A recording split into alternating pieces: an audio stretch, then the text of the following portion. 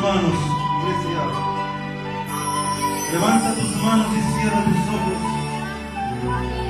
Y clama al Señor ahí donde estás.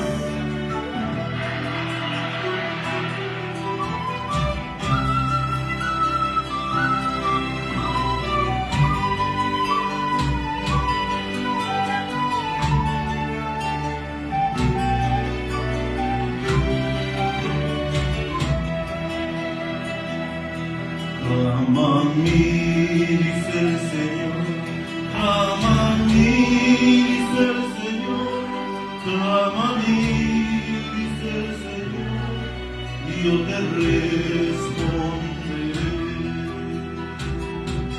Clama a mí, dice el Señor, clama a mí, dice el Señor, clama a mí, dice el Señor.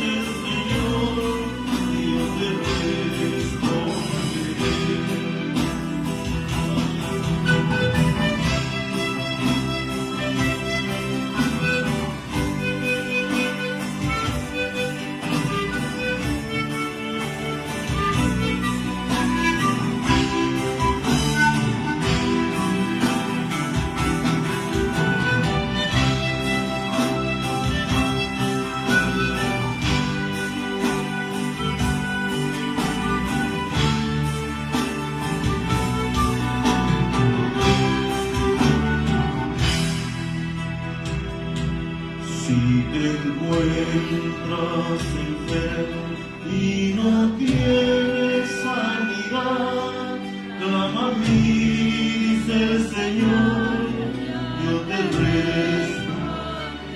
Levanta tu voz, hermano, y dile: si te encuentras enfermo y no tienes sanidad, gloria a mí. Vamos, levanta tus manos y dile: gloria. En el tiempo de gozo, en el tiempo de dolor, clama a mí, dice el Señor, yo te responderé.